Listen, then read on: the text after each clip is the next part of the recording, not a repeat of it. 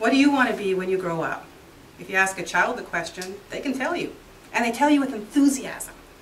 But if you ask an adult the same question, they either look at you as if you're crazy, or they blush and look sheepishly at the floor. As adults, we've grown to understand how impractical our childhood dreams really were. Today I'm going to share with you the practical applications of childhood dreams. I first began to understand the importance of childhood dreams when I was 40 years old. I was at one of those uncomfortable crossroads in life when I really didn't like the direction my life was going, but I didn't know how to fix it. I tried using some of those self-help books, but they didn't really help because I didn't really know what I was reaching for. I turned to that ancient, time-tested, wise question, what do I want to be when I grow up? When you were a child, did you ever hide a book you really wanted to read inside a more appropriate book? Say maybe a comic book inside of a school book? When I was a child, I hid science books inside of comic books because my family didn't believe in any kind of educational pursuit, especially science. The punishment for being caught with a science book was a beating. So why would I dare chance a beating just to read a science book? Because when I was a child, science was my passion. I loved science. When I found out that everything, and I mean everything, was involved in science, well, the world was never quite the same again. It was incredible, fascinating, but I had to keep that magical world locked up inside of me. Sometimes I just couldn't help it. It would burst out of me, and I would be slapped upside the head. Only it wasn't a slap. It was a punch. My father liked to punch. Science was beaten out of me. By the time I was 16, I was living on the streets. I wasn't focused on science. I was focused on survival. So there I was, at 40 years of age, daring to relive that passion for science. But how was I ever going to be a scientist starting at 40? That's where some self-help books did come in handy. There was one phrase in particular that really caught my attention. Turn dreams into goals and goals into reality. My dream was to teach university science. I turned that into the goal of obtaining a faculty position in a Canadian university.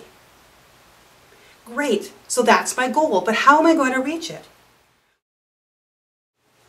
Another self-help book said the phrase that you need to make measurable steps, increments towards the goal. So what I decided to do was to visualize my goal of getting a faculty position as this tall skyscraper. And the measurable steps would be a ladder that I would lean against the side of the building.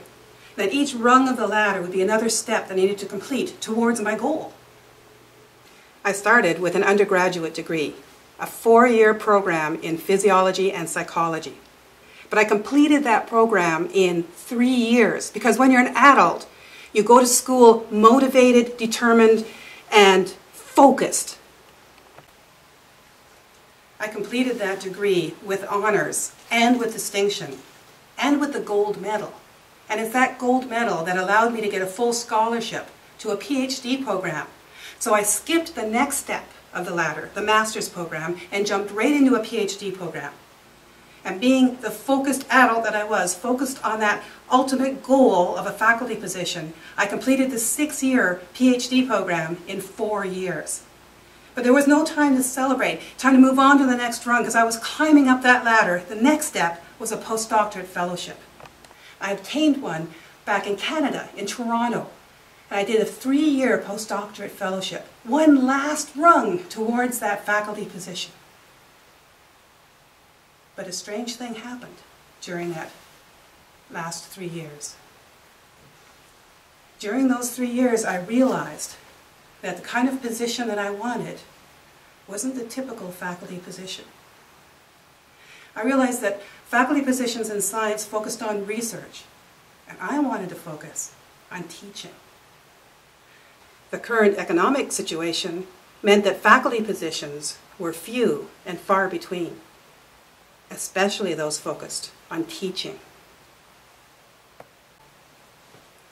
I looked around me to find what building I did want my ladder leaning against, and I realized the building I wanted was over there.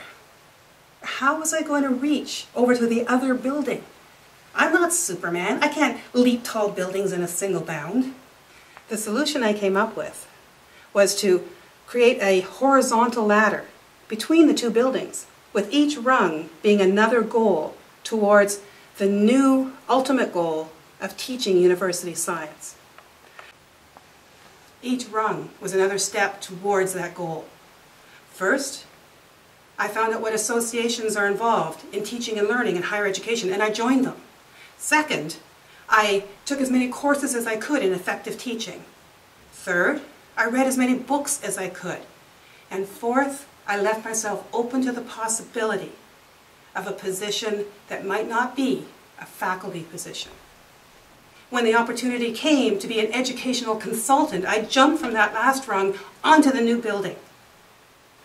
Because as a teacher, I could reach a certain number of students.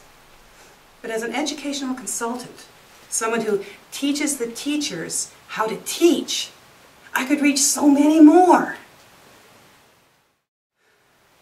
So what did you want to be when you grew up? And what ladders can you build, both vertical and horizontal, to reach your dreams?